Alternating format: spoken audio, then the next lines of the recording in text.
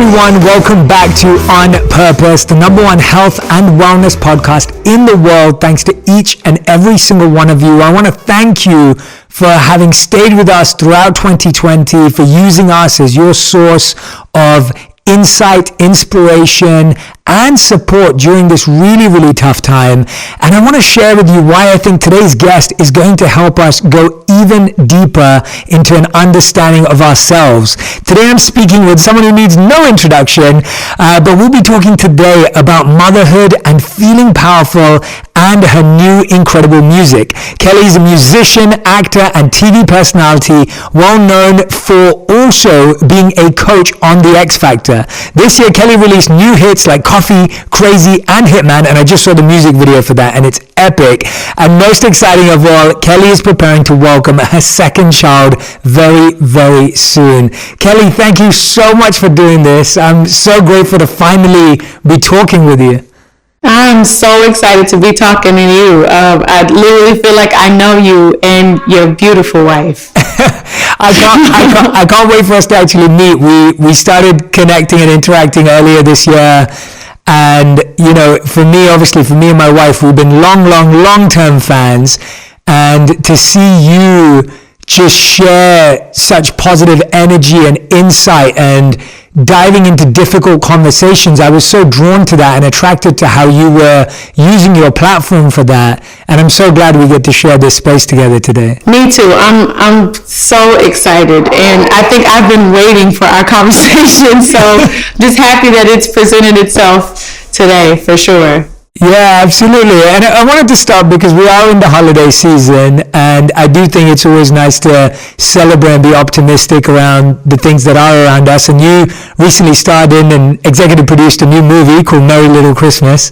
And I wanted to ask you, like, what excites you about the holiday season after so many years? Or what are you doing for the kids to make it feel special and different? You know what? I just remember being a kid, and we didn't have much, growing up, and I remember my mom and I living with my great aunts, and wanting something as simple as they were all in rocking chairs. So I asked for a red rocking chair like my Aunt Lillian. I literally wrote that to Santa and said that that's what I wanted.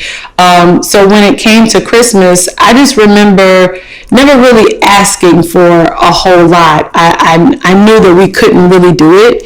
And so when I had my son, I went crazy. I went a little crazy with the presents. But I realized I've had to scale it back a bit just so he can understand how important giving is, just as much, as like we love receiving things, but how important giving is. So that was always a really big thing in my household. And then I started growing up watching all these holiday movies, and how like I just wanted a piece of like all these movies like in my life. And so to be able to have those experiences and then be able to, executive produce and star in a Christmas movie is really kind of mind-blowing, and just like sends me into a whole like, oh my gosh, this is awesome. So I don't take any opportunity for granted, for sure. I love that. And I look forward to watching it. I'm really looking forward to it. Me and my wife are going to watch it together. I'm so glad that it's December now, where I feel like I'm finally allowed to start watching festive movies, put the music on. And so I'm really looking forward to it. But, obviously everyone's celebration is different this year. And something that you celebrated this year is that you did your baby shower virtually, I believe, which is obviously different to what you've done before. Tell us how different that was and what that experience was like now living it in this year, and how you were able to do it in such a meaningful and beautiful way.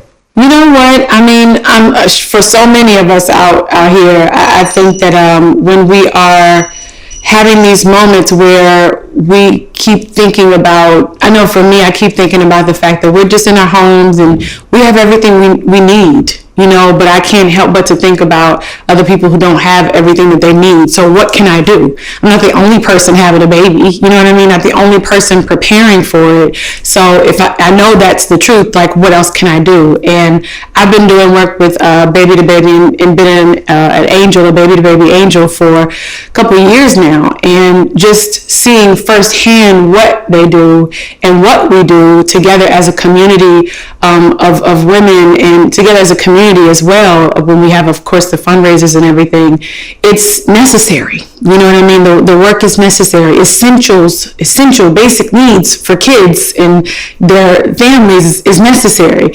No child asked to come into this world. And when we get gifted the responsibility of a child, and life happens or circumstances happen, I think that it's our job to care for each other as best as we can, and that's what we do over at Baby to Baby. And I just really wanted to do that because I literally had everything from Titan's birth. So I'm just like, I got a crib, okay, what else can I get? And I'm just like, I'll just get it, you know what I mean?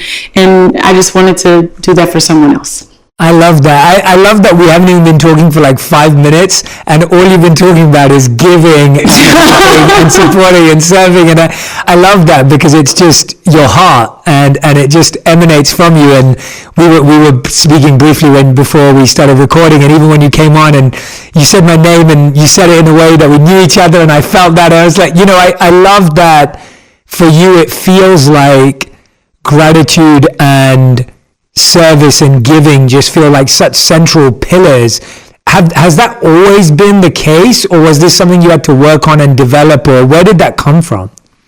Family, faith, being in a position where I've not had everything, you know what I mean, and knowing what that felt like, wanting help, and sometimes not wanting to say what it is that I needed, you know what I mean? And just watching my mom worked really hard, and I had two moms growing up, you know what I mean? I had my mom, of course, who, God rest her soul, and I watched her work her butt off, and then I had Beyonce's mom, Tina, and I watched her work. So I had these two dynamics of motherhood and women and focus and everything, and I just feel really blessed by that because they both taught me to give. And they taught me to be a cheerful giver. And I think my faith, of course, above anything, has made me a cheerful giver.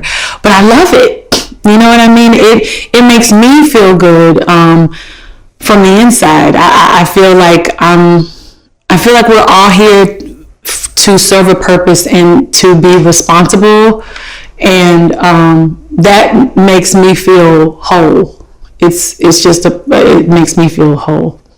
Yeah, I feel it. That's so beautiful. It's amazing to hear that, even though you mentioned how you started out with nothing, and that even despite how your life has changed, it seems like the thing that gives you the greatest joy is still giving and supporting and serving others, which is so beautiful. How was it growing up with two incredible role models? Because it sounds like that was such a special thing to see two women that were so powerful, professionally focused, but also able to inspire you in that way. What was that experience like? To be honest, my relationship with my mom, even as a kid, was really interesting, to say the least. We all have those stories. But I always watched her give. In church, in service.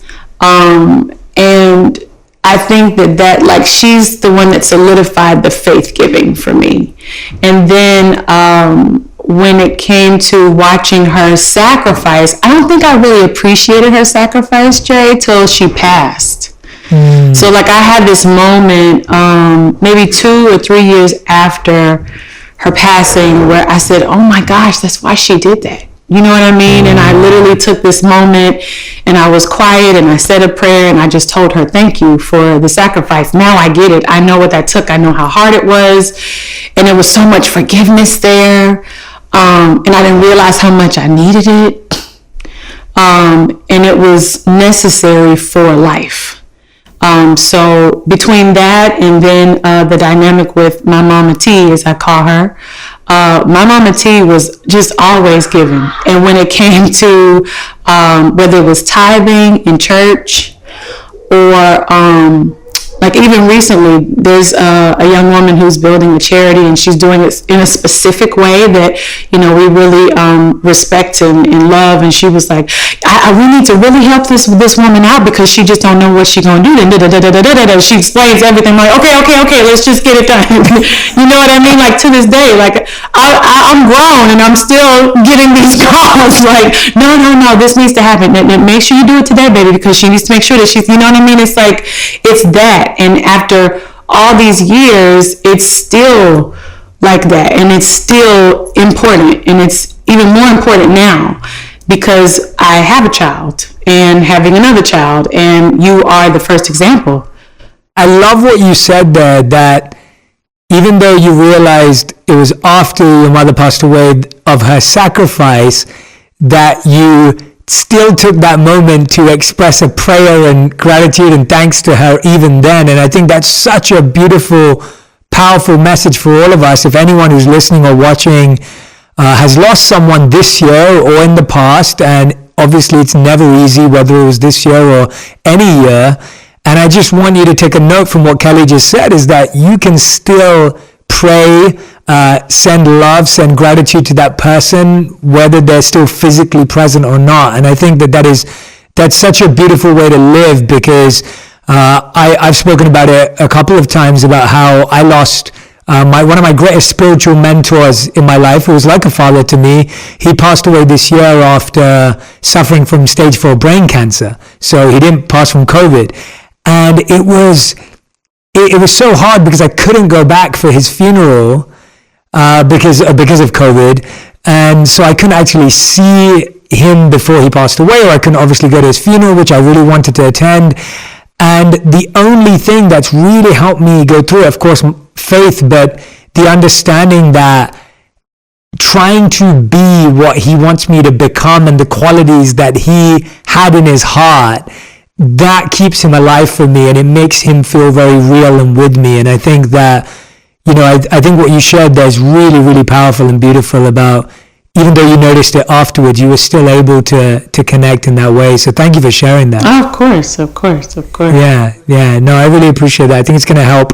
I think that's going to help a lot of people this year especially, because everyone's lost something and people have lost someone. And so, you know, I think that's going to be really powerful. I want to switch to talking about your intention behind naming your children, because I think it's so beautiful and powerful. And obviously your son's called Titan Jewel, which is like, what a powerhouse name.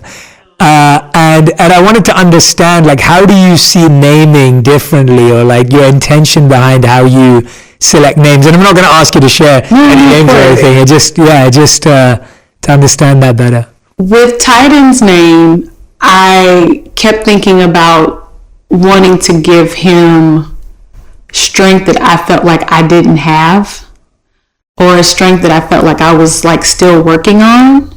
And here's how the universe works. So my husband named him Titan, and I was like, what a great name. And he's like, yeah, I think it'll be great. And then my husband's father was named, his middle name was Jewel. So Titan Jewel. And I kept thinking about, oh, he's the jewel and, you know, our crown and all this other kind of stuff. I needed to hear his name at the time when I had him. You know what I mean? Just to remind myself I was built for this. I was ready for motherhood, because I was nervous at first, you know, as you know, we all would be for parenthood, period. But I kept hearing his name, and his name was just constantly like, not just feeding my life, but feeding everything that I was doing in this weird way. I don't think I've ever spoken about this, but it just kept reminding me, you know what I mean? It was of course about his name, which I feel like he was so strong, headstrong, physically strong, just strong, period. But he reminds his space about that everywhere that he goes. It's so interesting.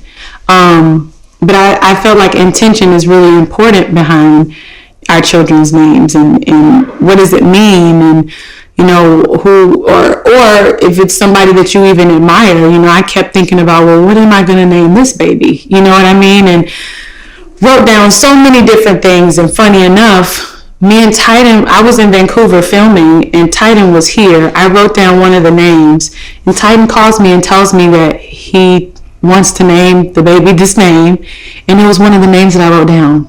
No way. That's amazing. So I was like, whoa!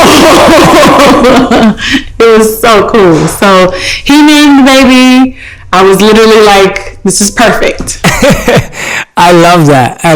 And that's so interesting though what you said there, because I didn't think about it like that when I was asking the question, and you were saying you hadn't said that before or shared that before, around how actually the way you name your kid gave you strength at a time when you needed it. And that's so powerful to think of it that way, that I'm not a parent yet, and you know, my wife and I look forward to when we can be and when we choose to be, but the idea of, you always think you're giving to your children, but as a mother, and as I've heard from many parents, it's like so often the kids are teaching you. I'm honestly constantly a student. It's so interesting how like you are in this space where you're like, doesn't matter if you're the parent, they're constantly teaching you everything. I just feel like they're constantly teaching you everything. And he's made me a better person. He's made me a better woman. He's made me a better businesswoman. I just feel like he's taught me a lot about love and forgiveness. It's amazing. And marriage has too, by the way. I mean, just patience. You have no choice, but I didn't think I had any patience. No, I'm serious. I was like, this is not the first time like I felt like a real big tension. I was like, this is not gonna go well.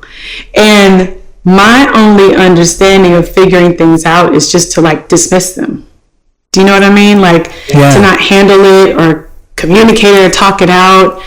So communication has been the longest freaking road of my life with everything. Give us an example of something that you think where you've seen that shift, where someone could go, oh, I see that in myself too, because I think there's a lot of people nodding right now back at home or listening and watching going, I feel that, like, you know, so many reminders. Tell us about a shift that you experienced. Marriage. First of all, it was just a really big misunderstanding, and between my husband and I, and I'll never forget not saying exactly that I was wrong. You know what I mean?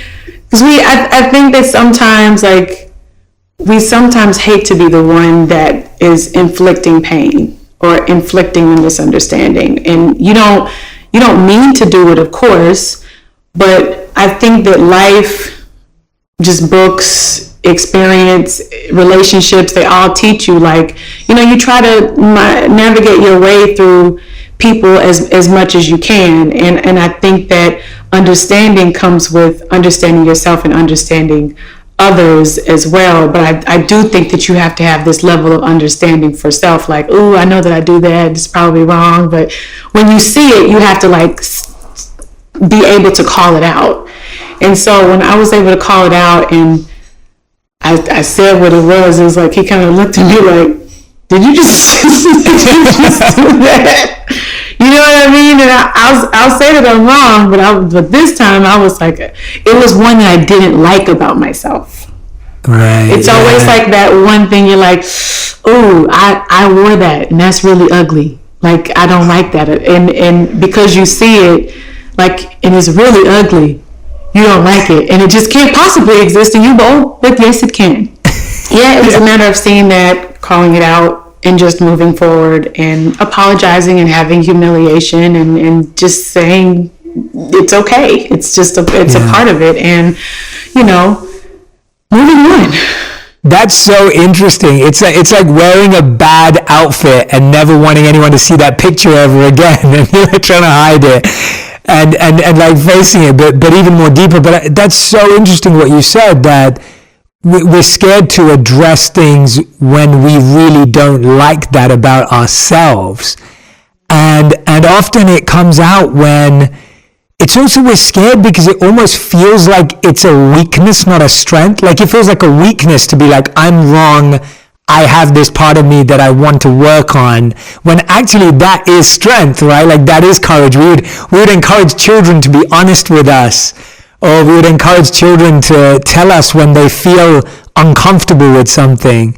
But yeah, we get scared of that because we see it as a weakness. And I think, I think that that's a really powerful lesson that you're sharing with us all, is that be in our relationships, and this is a little practical activity for everyone who's listening right now. This week, observe your relationship with your partner, your parent, your child, whoever it is you want, and practice what Kelly's just shared with us. Look at something where you're scared of admitting that you're wrong, and ask yourself, is it because it's something you don't like about yourself? And then reframe that as a strength, to realize that it's not a weakness, it's actually a strength to address that, because that's a really powerful takeaway. But it's hard though, y'all. It's hard. And the truth is, it's like you may not see it at first, and sometimes it takes a while, or sometimes it takes a couple of years. And when you do finally see it, just call it out. And it has no space it has no space in a negative way in any part of your life, because if it shows up in one place, it's going to show up everywhere else in some sort of way. And I didn't want it to do that. And I was like, oh gosh, like I didn't want it to do that. You're right. We have to be patient with ourselves, and hopefully we've surrounded ourselves with people that are patient with us too. Yes. Because that's needed sometimes. I know there's plenty of things that I've got wrong in my relationship, and Radhi's been super patient with me about. And you need that. You need someone who's patient with you and allows you to figure it out while you're figuring it out. And I think sometimes we make the mistake of trying to fix the other person and change them, and it's almost like you just need to be patient while someone heals themselves. Mm-hmm. It's like that's so true. You can't always be the one to like engineer it perfectly for them. Sometimes they just need to feel that you have patience and you're there for them. Absolutely. Yeah. Tell me about one of the things that you mentioned with Titan choosing, the name. It's like, so I remember, I'm an older brother to my younger sister. My younger sister's about 4.5 years old. I remember holding her since the moment she was born and like carrying her around, and she was like my favorite person in the world. She still is, but definitely when we were kids, I have really good memories of being just old enough to really interact with this. And I remember my parents, the way they prepared me was, my mom would say to me, she was like, pray for a little friend that's going to come into the world, like pray every day. And so every day for like, since they knew she was already pregnant, I was praying for, a little friend, which ended up having to be my sister. How have you prepared Titan for what's to come? Or like, how does that work? How does that work? He's really preparing me. He's really preparing me because, first off, I keep thinking about the fact that I love him so much, and it's been 6? Yeah, he's 6 years old, and for this long, it's taken me to get pregnant because I was like, do I have the capacity? For 2, I was like a little nervous about that. And do I have the patience for 2? And this one day, it was like last year, I saw the way me and my husband were just doting over Titan, and it was just so much. I was like, this is just too much. I feel like it's too much. I think it's time to share some space here. You know what I mean? So, that's when we started like having the initial conversations about having another one. And, Titan did a video this one day before school, and he goes, I want a baby brother, I want a baby sister. And I said, well, which one do you want? So, you know what I mean? He says, I want a baby sister, I want a baby brother. I said, well, I'm glad that you're open to both, because we don't know what's going to happen. You know what I mean? Yeah. Whatever. Yeah. as soon as we found out that we were pregnant, we waited a while till I had like a little group. And we finally sat him down and told him. And his reaction, which I do want to share on Instagram because it's really sweet. He was so delighted to share his space and excited because this is what got me. It just broke me. He goes, I won't be lonely anymore. He felt like when he goes, like he's still in the bed with us. He's still sleeping with us because he likes the connection. And so he puts his hand like right underneath my armpit here or behind my back because he just likes touch. You know what I mean? And I realize like we are a very affectionate family. Like we hug and we snuggle and we kiss and we this and we that. Like that's just who we are. And he said all of his friends have siblings, except for like maybe 2. But he always watches them. And then when one of the kids leaves their siblings, he goes and like eases his way in there. So like one of his friends, Berkeley has a baby brother.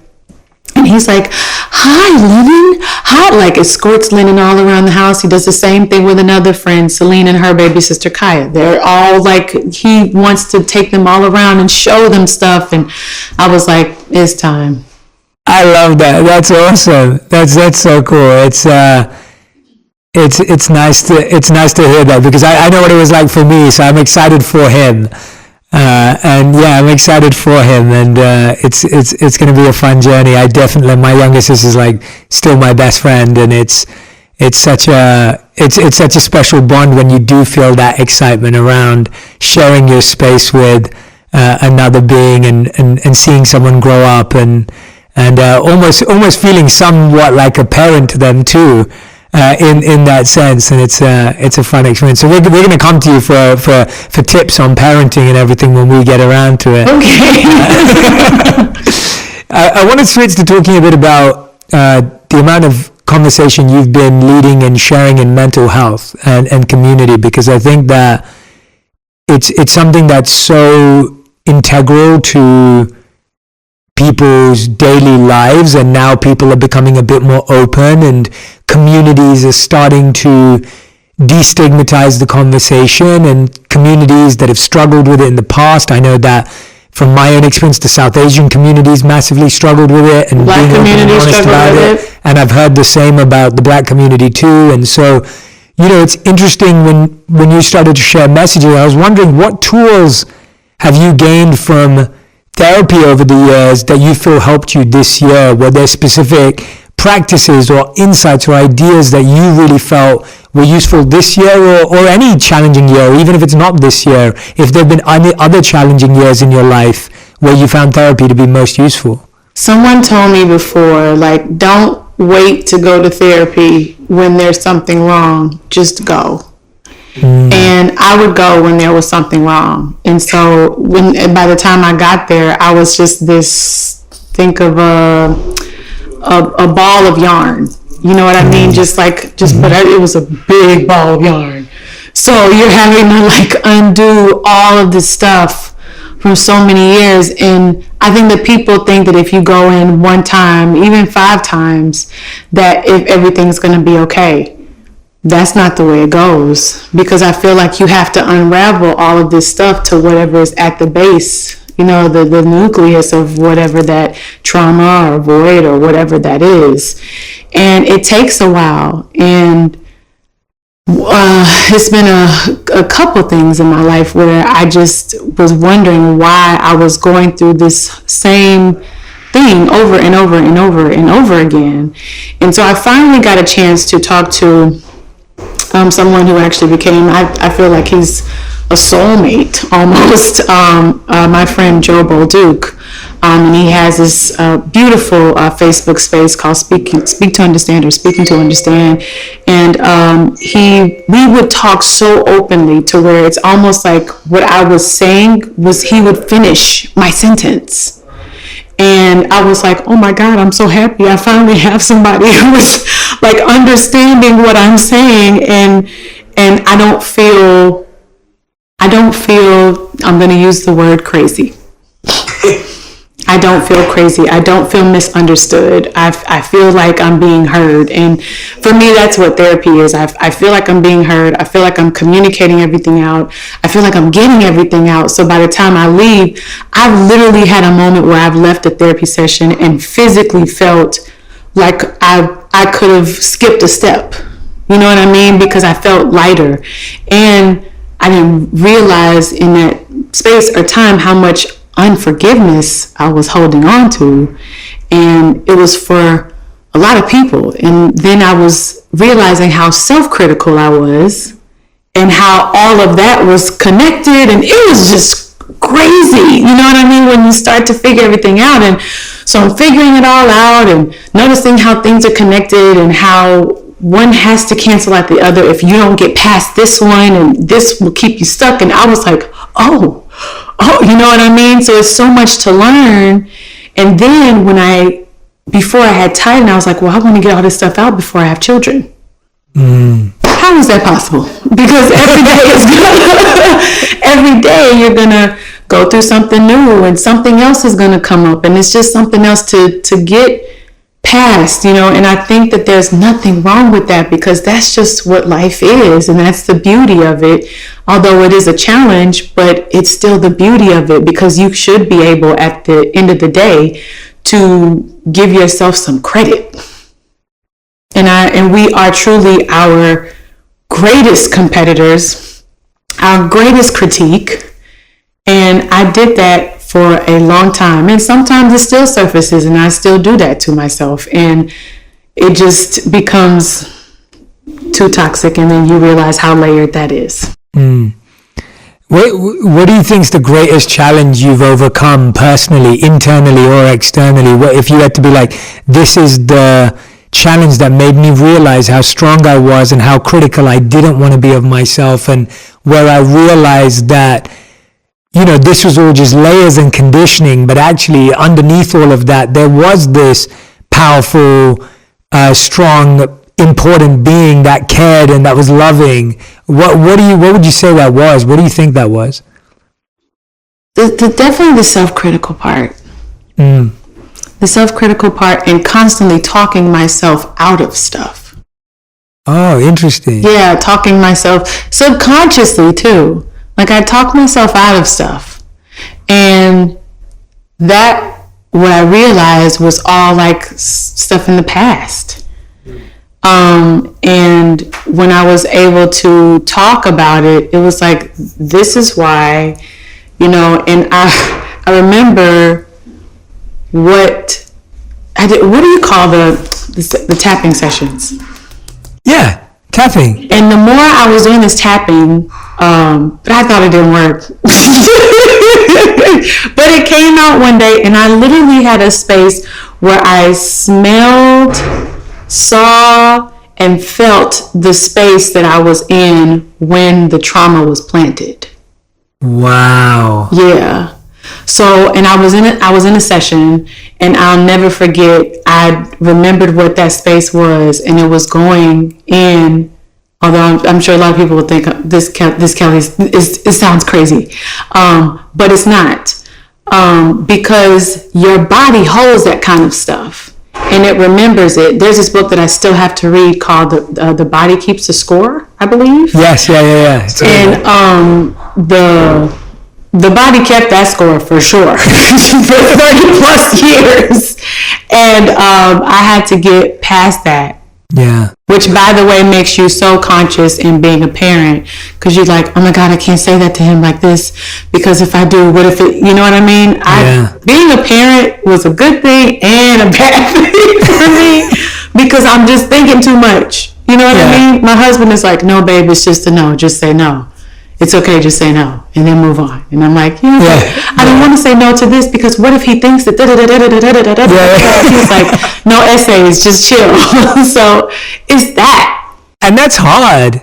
Like, that's hard, because you're right that the body does keep a score, and we do hold on to these impressions in our mind and our subconscious, and as you mentioned, trauma as well. And trauma also, I think people misunderstand that. They feel trauma means something very physical or something that's very externally abusive, which it can be, but sometimes trauma can come from just how someone perceives something.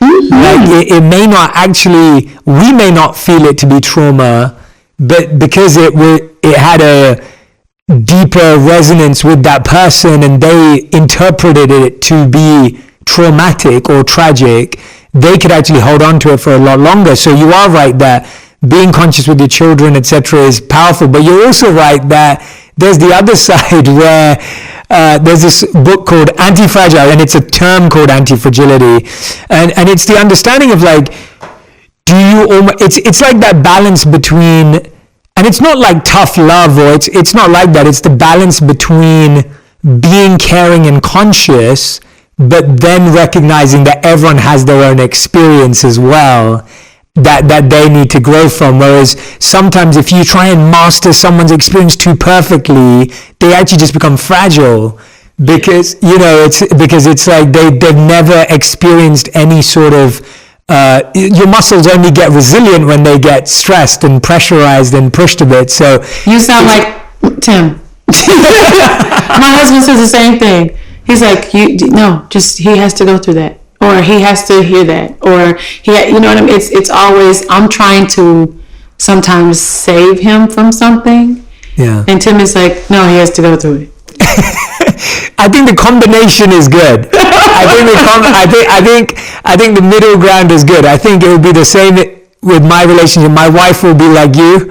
That's definitely how she sees it. And I think I'm going to be like your husband. Like but I think the combination's good, because I think we do need a bit of both. I think all of us would say, oh, we wish we were saved from this, or, taken care of from this in our lives. And I think all of us will say, oh, I wish I got to like try this, or, we're always going to have that. So, but I'm happy. I will say, like, a lot of people will have regrets for certain things, and it's like maybe one thing that I have like a regret over, but everything else molded me and made me into the woman that I am today, that I'm very proud to be.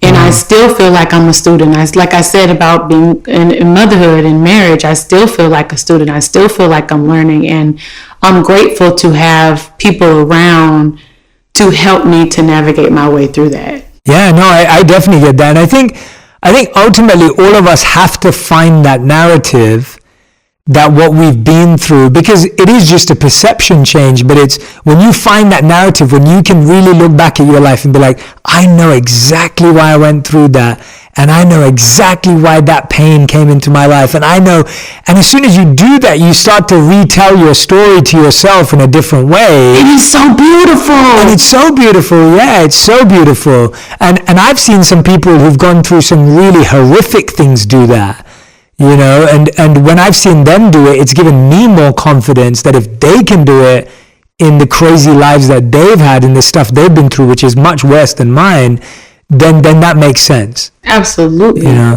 So yeah, I think there's a lot of goodness in that, recreating our own narrative and story, and picking apart our lives and trying to find meaning in it. And one thing I heard you say is that you formed a Shiko system, which I loved, which I think is a big part of this, because I think it's hard to reframe your story without having a Shiko system and having a group of powerful friends and people around you. Tell us a bit about how you came to that understanding and started seeing it as creating this supportive ecosystem of other women and just also other people.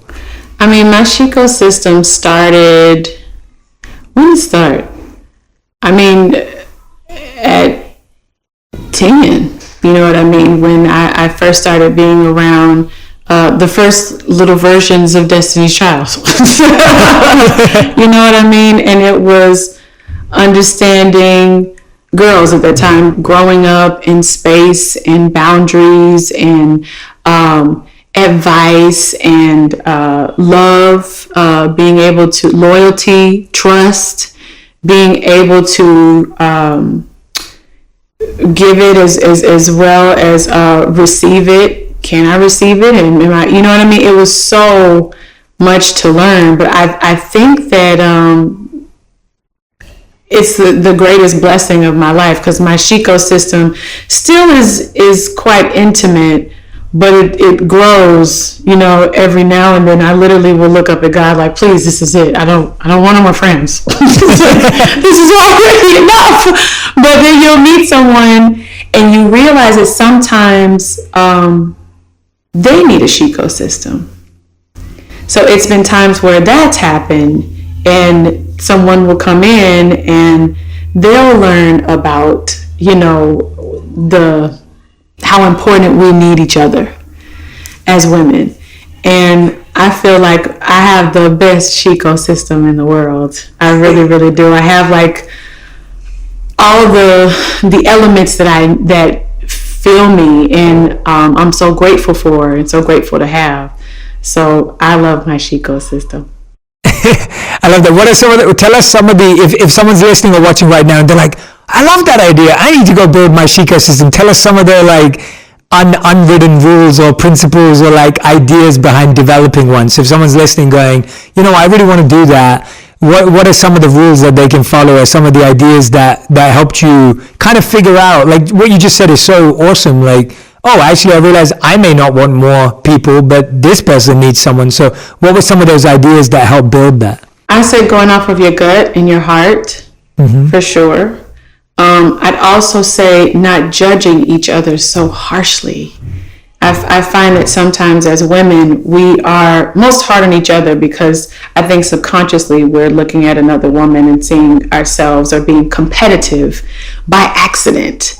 Because I think that's just the way society has done for so long, and it's been a part of a control as well. So we have to start undoing that, because sometimes the relationship is bigger than you, if that makes any sense. You guys learn so much from each other.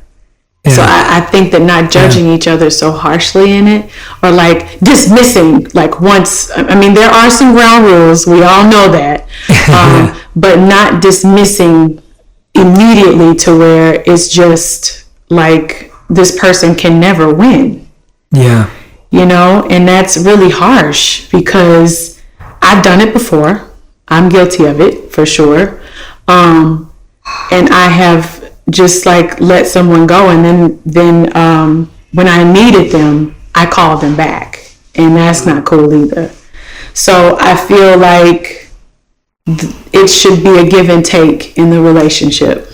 And sometimes there are going to be moments in any relationship where that other person may need you at that time more than you need them, and you find the balance of that. And sometimes you may need them more than they need you. You find the balance, and you have some of those relationships where it doesn't take a lot. Like I have a girlfriend in Houston. We don't even have to speak every day. We probably speak every couple weeks or every month or every 6 months, or oh my God, I can't believe like a year's grow by. We pick up exactly where we left off. You know what I mean? But she's a person that I constantly want to hear from and laugh with, and we have the best time, and I just feel like those are necessary too. So, it's just about being respectful and being kind. Yeah, always the basics. You speaking about being dismissive and judging harshly, you spoke up, I remember you shared this, and I remember sharing it too from you. You spoke up about like cancel culture and against cancel culture, because you strongly believe in this idea of not judging people harshly and not just dismissing them. And it wasn't that you weren't saying to keep people accountable, or I remember you explaining like you value accountability and you value conversation, but not cancel culture. Can you explain that to us? Because I think I agreed with you so strongly on that. And I thought you explained it really well. And obviously people still find ways to make it not make sense, but I want you to have an opportunity to really explain that so that people can be like, yeah, I identify with that. I understand what that means. For me, when I was talking about cancel culture, there were elements of it that I didn't understand too. Like, being completely transparent. So I respect when people come onto my page, or my space, as I say, my space, and are able to articulate intelligently what they want to say to correct me, I don't mind being corrected, of course, at all. But it's a way to say it to where we're trying to understand each other, not trying to bash each other, because ain't nobody got time for that. Like, life is too short. It's just ridiculous. So when there were a couple people who were so beautifully and articulately like saying, Kelly, this is the difference. And I was like, okay, I got it. And I understand, like, people should be held accountable of their actions. But when we start to seek judgment in there and we can't look at ourselves the rest of the way, like, it's a problem.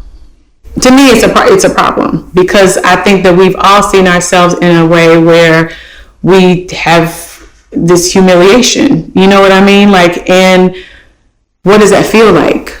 You know what I mean? Like, to stand in humiliation is a really tough place to be. And it's not to say that they're right, not to say that we're right, not to say that they're just so wrong, not to say that we're so wrong. It's just not judging. You know what I mean? It's just not judging. Just making sure that judgment isn't caught in between that, because I feel like I'm human. I mess up all the time, and I'm not perfect. And I am not going to get it right every single time. And there'll be something that you'll just like find about me where you're like, I don't like that. And do you write me off?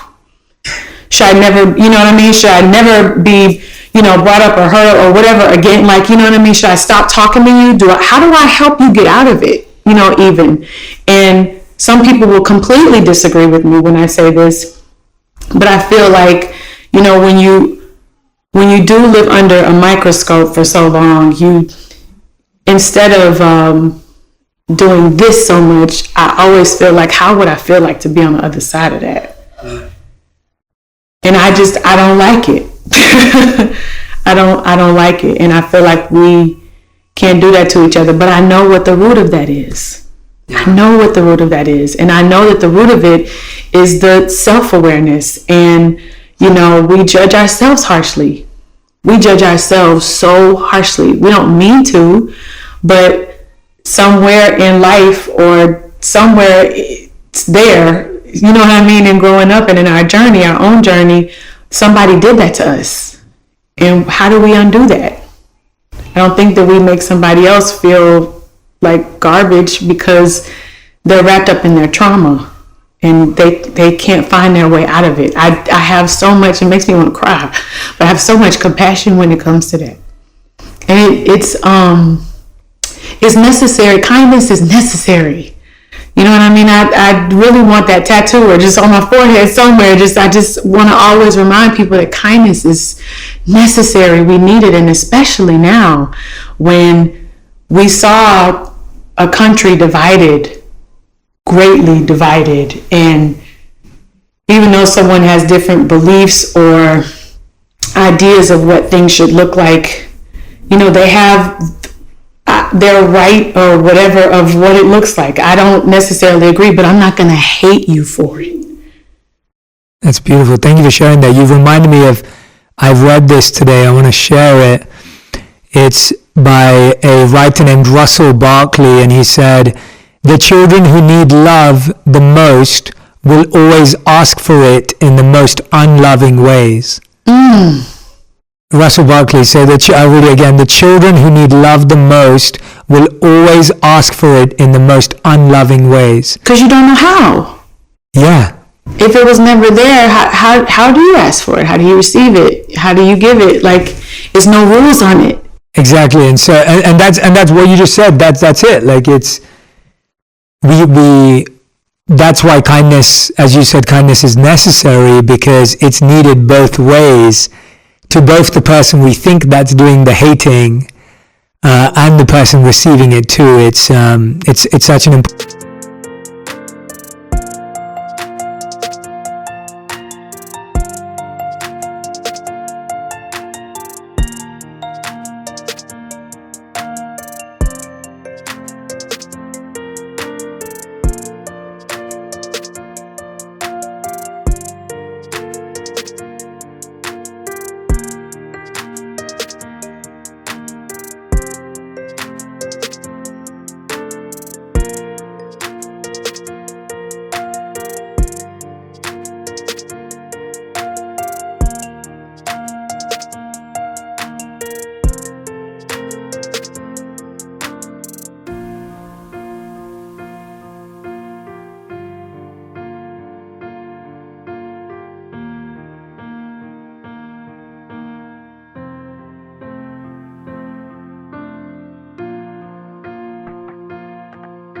important lesson. Let's talk about some of the amazing music you put out this year.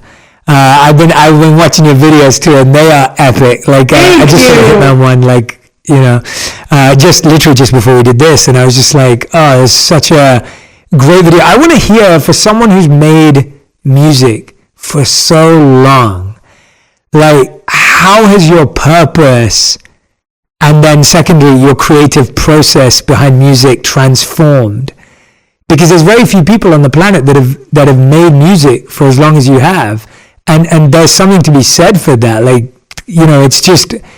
it's phenomenal to think of your full journey and to think of that whole growth phase. I want to hear how your process and how your purpose has grown behind the scenes. I mean, I just came into the industry just loving music, period.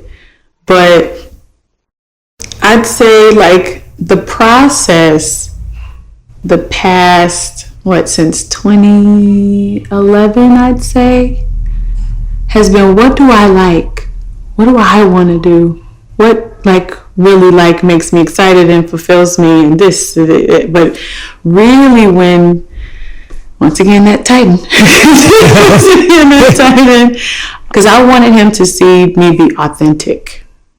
And I felt like there were times in my life where, like, I was kind of like maybe folding or bending sometimes according to the industry and where it was and what was popular and this and that. And I just finally got to a place where I was like, I'm going to do whatever I want to do. And I did. And when I started to do that, I noticed things happen differently. And of course, like, places in between there, I would doubt myself, but then it would always do something really cool or great, or somebody would be like, yo, this is the best such and such you've ever made, or, it would have all these, like, number ones in different countries or whatever. Like, I was like, oh, okay, good, this is working, yay. It was really that, when before the process was kind of calculated in my head, or I wouldn't say calculated as much as I was like so much thinking about, well, what do you think? What do you think? What do you think? What do you think? And it was, what do you think? So I like what I think. I like what I have to say. I love how Titan has been like the theme of each of these revelations, because it's right. Yeah, you want him to see his mother being herself, so that he feels permission to be himself. And you're so right that, all of us in so many different ways, and we don't have to be in the public eye to not be ourselves. So many of us in our own lives have played so many roles where we haven't been ourselves. Yo, let me tell you about social media. Yo, I as much as I love it, I'm watching, like, we've all heard the conversation. It's no reason to even, like, get into it. Like, I just want people to be their most beautiful, authentic selves. Like, I have fun with filters, but you're not gonna see me with it. You know what I mean? Like, let's see you. I want to see you. I want to hear you. Like, yeah. Yeah. And I think it's scary because you're so right. It's scary because we don't see it a lot. Yeah. And therefore you don't see it being liked, and then you go, oh, okay, so if I do that, then it won't be liked either. And so it's kind of like this vicious cycle that it keeps going round and round because we don't see it around us, so we don't be it, and then, it just keeps escalating, and amplifying. So yeah, I think that's another powerful way of hoping that that's how your music changed. How do you think your music's changed from the perspective of it's, I guess that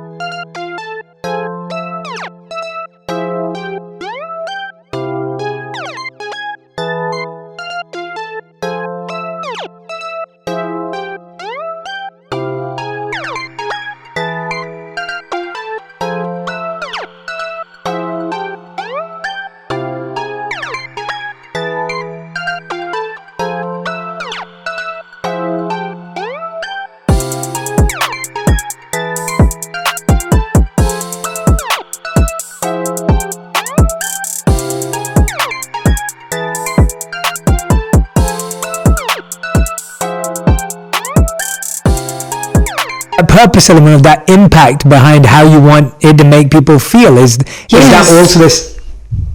It's feeling for me. Like, I just remember like the first times of me listening to music, how it made me feel. Like, and when I'm having a good time with my friends, when we could have like, you know, get-togethers and stuff like that, like, what is this music making me feel like? You know, like I remember being at a party 2 years ago, and it was, oh my God, it was such a good night. And I'd heard Coffee spin. And so he was spinning, and I'm on the dance floor, and my eyes were closed for at least 5 minutes. And I was on my second glass of champagne, but it was more so like I was just lost in the music, and it felt so good. I opened my eyes back up, and it was everybody on the dance floor. You know what I mean? And so when I opened up my eyes, it was so funny because someone came up to me. They were like, yo, you made it look like it was like magic out here. I had to come in. And I was like, that's dope. Like, because I feel like, you know, music is that infectious. And I was like, I want that. I want it to where it feels like that. And so the moment I heard Hitman, specifically the track, I was just like, I was moved. I was like, oh my God, like I just got so excited. And then the songwriter Sam Dew started like just killing this melody, and I was like, oh my God, and it just kept feeling better and better, and it just became this cyclone just of like goodness and good feeling and vibrations, and I just couldn't help myself. I was like, it just started bouncing off the walls. You can feel it, and I wanted that. And I'm so happy that I got that. And I got that with every song off the record this time. And I'm very proud of that. Yeah, I love that. And you can feel that energy on the track when someone's in love with what they're creating. And then that way everyone else feels it too. And so I love that you're doing that. And I love that that's the, you know, not that you've always done it, but that I love that you're even more intentionally and consciously doing it now, and inspired to see where it goes. So we end every interview, Kelly, with a final 5, which is a fast 5. So the answers have to be 1 word or 1 sentence maximum. Okay, you know I'm long-winded, Jay, but okay, let's go. But you've been great. So I will probably ruin this and ask you to give longer answers, because that's what I do when I fall in love with an answer someone gives. So here are your final 5. Okay. So what is something you learned about yourself this year that you didn't know before? I'm very, very smart. Awesome. I love it. What is your source for feeling powerful and abundant? My faith. And family. And family. Yeah. Okay. Third question. What's one thing that you are really sure about, but that sometimes people disagree with you on? Judgment. You've done really well, by the way. These are really short, concise, precise answers. All right. Question number 4. If you could make one law that everyone in the world had to follow, what would it be? Ooh, that's a good question. Okay. A law that everyone in the world had to follow, what would it be? To lead with kindness. Love that. Beautiful. I look forward to that being a real law. And 5th and final question, what's your prayer, your hope for everyone in 2021? Oh, my hope or prayer for everyone in 2021 would be to have joy somewhere in their lives. Because we all need it. Absolutely. Thank you, Kelly. That was absolutely beautiful. You're amazing. And I'm so grateful to have shared this time and space with you. I've followed you for years, but to feel your energy through a screen, I have felt like your energy is so genuine and so real that you can feel it through a screen. Oh, thank you. And spending this time with you has been so wonderful. I've been laughing and smiling the whole time we've been talking. And we've talked about some really deep and meaningful things, and we've talked about, some profound topics, and like, I've just been beaming this whole time thanks to you. So I want to thank you from the bottom of my heart for taking the time to do this. Oh, thank you. And I want to ask you, as I always ask, is there anything that's on your mind right now that you feel like, Jay, I have to share this, or I'm thinking about something that I didn't say? If there is, then please share it. I'd love to hear it. I literally feel like we touched on so many different things, especially now. But like when you said what's something I want people to have in 2021, I feel like we had so many things taken away from us in 2020. And, it's so funny because we went into 2020 like, this is perfect vision and this and this and that. And then it's like, wait a minute. Like, we feel like the rug was like snatched right from underneath us. And it's like, so much has happened. So much has happened. And I just really pray, my hope and my prayers for people to like really like on all the places that we felt like even more lost on and something was taken away from us on in 2020, like that it's restored with joy. Like it's restored with joy in whatever kind of way it could possibly be. I feel like we all deserve some sort of joy. Absolutely. Absolutely. Thank you so much, everyone. I hope you enjoyed listening to this episode. Please share your favorite parts on Instagram and tag me and Kelly in, because I love seeing what resonated with you, what connected with you. And we'll be back again next week. But I want to say a big, big thank you to Kelly. Go and check out all her latest music and the movie, which I can't wait to watch, with Ravi, Merry Little Christmas. And Kelly, I look forward to meeting you. I look forward to meeting you. I do too. I'm eagerly awaiting that moment. So, but thank you from the bottom of my heart, and I hope you have an amazing holiday season, and I look forward to seeing you in 2021. You as well. Thank you so much. And tell your wife I know how to drink water because of her. I will tell her that. I will tell her that. She'll be really excited to know that you saw that video. So I'll tell her. I love that.